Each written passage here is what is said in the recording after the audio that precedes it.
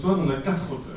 Quatre auteurs qui sont là pour nous présenter l'ouvrage collectif, donc, qui s'appelle Désintégration, et qui traite de la vision de quatre jeunes garçons que vous voyez ce soir, qui sont venus de différents pays, que ce soit du Congo, de la Mauritanie ou du Togo, et qui ont écrit des poésies sur leurs ressentis, sur leur vie ici.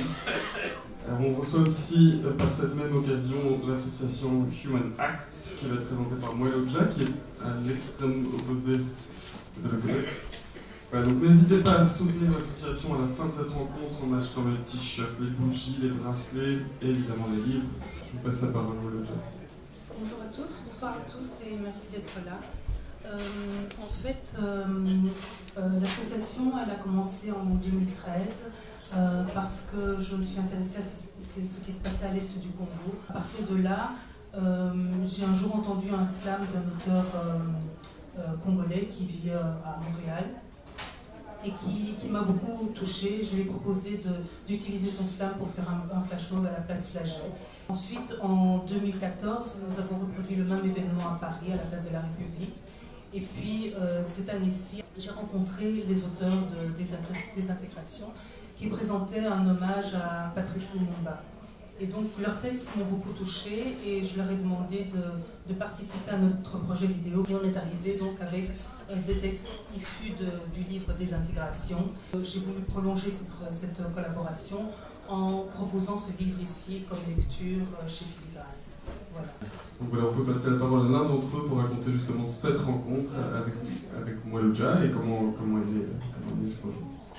Lorsque Mweloja a proposé aux autres que Désintégration soit présent dans les activités de Human Act, ça a été tout de suite une acceptation et une joie pour nous de participer à ce projet dans la mesure où ça rentrait aussi dans le cadre des thématiques que nous avons traitées pendant 2 ans dans l'atelier avec Serge Noël qui est là de SOS Migrants et d'Interpol. Et donc ça tombait bien puisque nos textes cadraient très bien avec les thématiques que traitait Human Act. Alors on va commencer par Ganji, qui est le premier sur la liste. À quelle ethnie appartiens-tu? C'est à cela que se réduit la question du jour. Des amis d'hier devenus ennemis pour toujours sur ordre politique. De quel parti es-tu? Voilà ce qui suit au deuxième tour. Des troubles identitaires laissés sans réponse dans cette folle course au bouc émissaire. Quand le progrès est en retard, on ne se demande plus ce qui nous divise dans ce règne sans couronne. Quand l'avenir est en retard, on pointe du doigt avant de fermer le poing que l'on abat sur l'innocent tenu responsable de notre désespoir. Les migrants sont des êtres humains et non des brigands ou des bandits de grand chemin. Comprenez que si aujourd'hui je pose mon barda chez vous, ce n'est pas de gaieté de cœur, mais par nécessité, voyez-vous. Comme vous, j'aspire à vivre dignement en gagnant ma croûte à la force de mes mains et à la sueur de mon front. Comme vous, j'avais le gîte, le couvert et des réserves à profusion avant que ma chère patrie ne connaisse la tragédie et la confusion.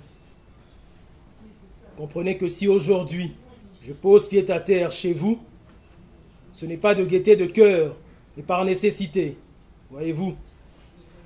Comme vous, j'aimerais connaître des jours à Dieu avec les miens, fonder une famille et jouir avec elle de ce que j'aurais acquis comme bien. Enfin, tel était le synopsis du film de ma vie, avant que l'infortune anéantisse mes projets et me mène dans une barque sans une thune. Alors, comprenez que si aujourd'hui je pose mon barda chez vous, c'est par nécessité, et non pas pour quémander, voyez-vous. Comme vous, j'aime ma terre, mon peuple, sa musique et sa gastronomie. Croyez-moi, ce n'est pas de gaieté de cœur que j'ai quitté mon pays. Comme dans bien des contrées voisines, il pleut du sang depuis des décennies. Des mères sont violées, des pères tués, des enfants habillés en treillis. Si je vous raconte tout ceci, ce n'est pas pour que vous ayez pitié de moi, mais pour que vous saisissiez que je ne viens pas chez vous en envahisseur, ni pour ravir vos biens, profiter de vos allocs ou voler vos emplois. Je viens chez vous en tant que frère distant, à la recherche du bonheur, de la prospérité, de la paix sociale, et pour offrir mes talents à la vie. Au nom de mes ancêtres, je vous remercie de m'avoir écouté à travers ce récit. Remontant vers la Flandre bourgeoise, par un beau dimanche, deux amis unis par le vice et la luxure allaient éprouver leur pouvoir de séduction.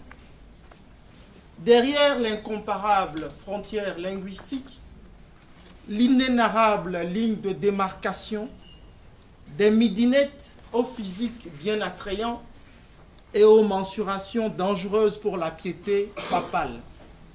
Sur les visages des deux amis, deux statuts différents, issus de leurs gènes et parcours particuliers, l'autochtone et son sourire confiant, l'allochtone et sa mine inquiète.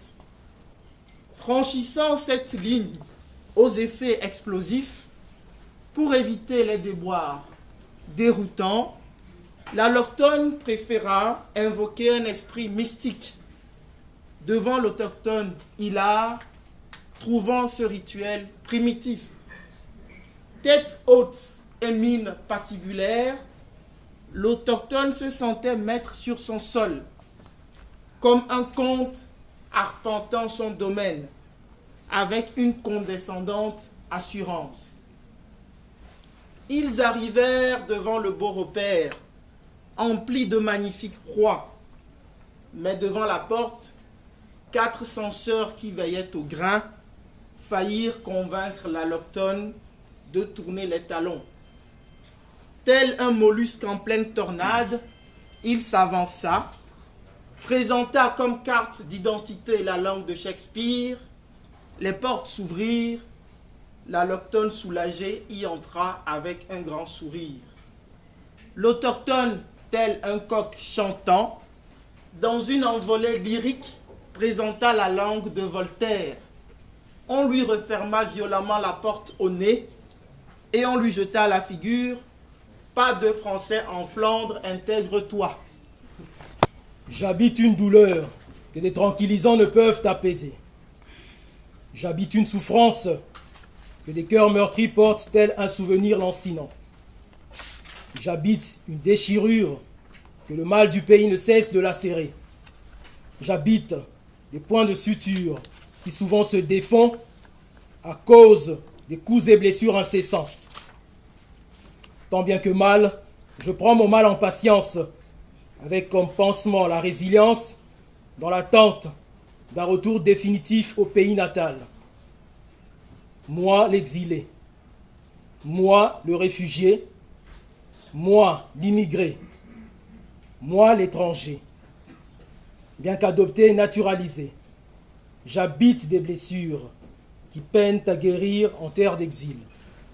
Je veux devenir blanche, s'écria un jour Nini, la mulâtresse, en rêvant de fée blanche.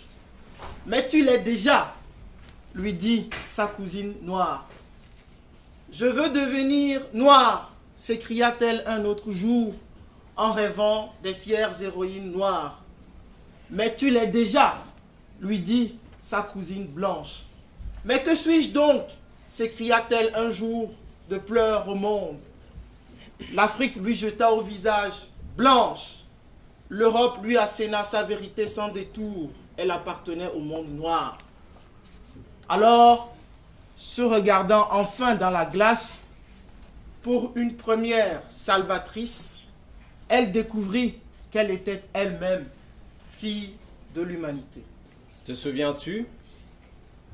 Nous courions plein de jeunesse dans le champ des premiers printemps.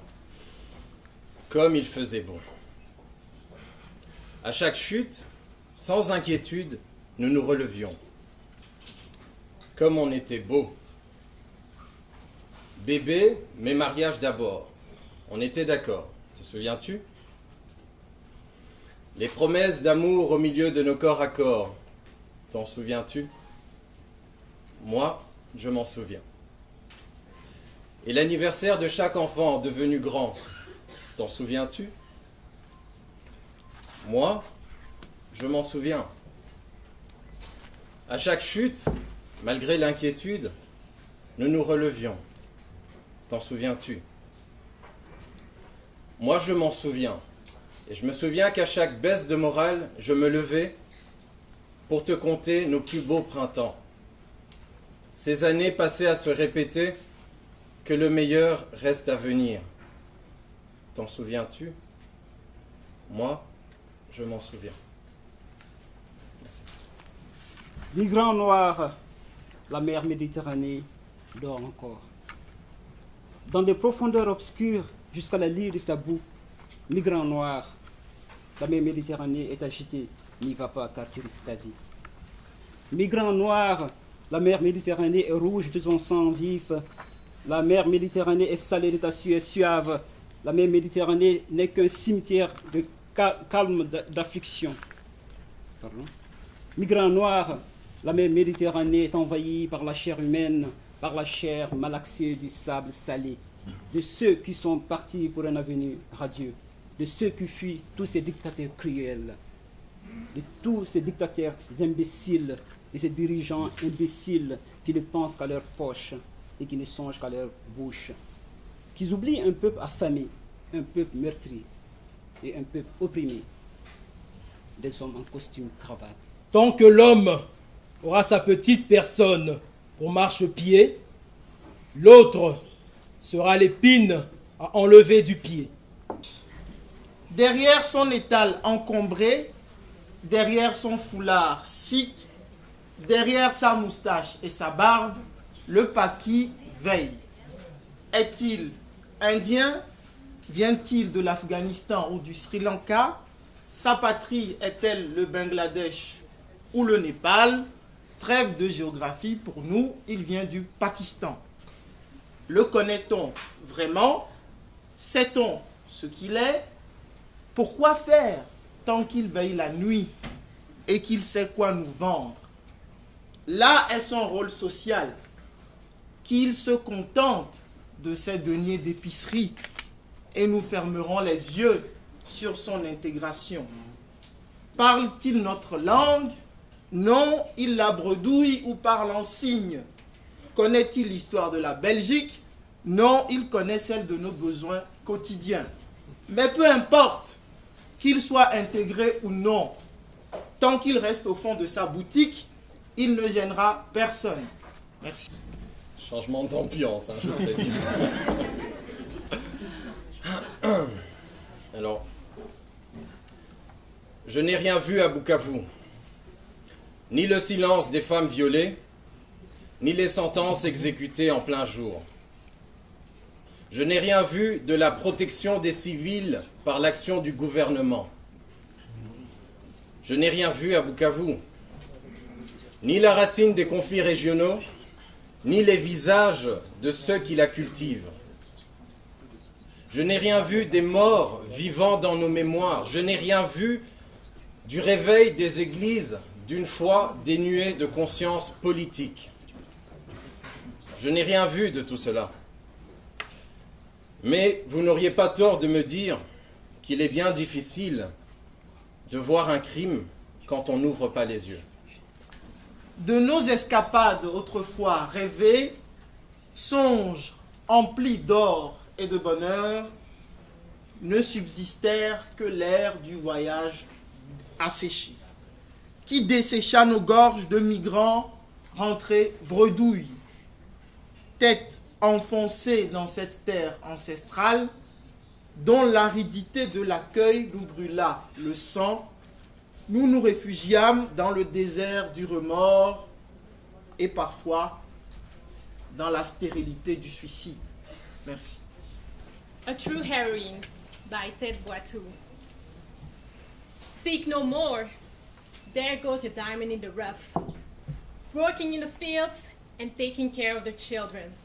But wait, this little one is not at an age to have a child, because she is a child herself, coming of age to become a woman prematurely.